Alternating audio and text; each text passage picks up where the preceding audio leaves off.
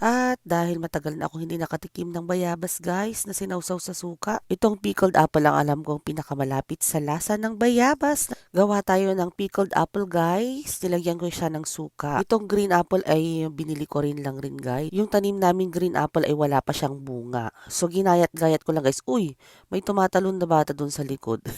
Si Bumbum yun guys. So, una hugasan lang mabuti ang green apple, tapos slice na ganito. Ito ang aking dalaga. Pinapakita niya yung cute niyang Hello Kitty.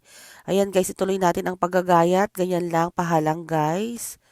Mga 4 pieces na apple itong ginawa ko. Madami na siya eh. Miss na miss ko na talaga ang bayabas sa Pilipinas guys. Wala kasi akong mabilhan na bayabas dito sa California. Kaya ito ang pinakamalapit na version ng bayabas na naisip ko. Isasawsaw na lang natin siya sa suka. Ito na yung aming ginawang suka guys. Yan, hinalo ko lang siya. Medyo maanghang ito. Nilagyan na rin ni Kiko ng sili, asin at saka paminta. Tsaka nilagdagan ko siya ng konting asukal guys para matamis. Maanghang, maasim, maalat. Pinaghalo-halong lasa guys. Super sarap nito.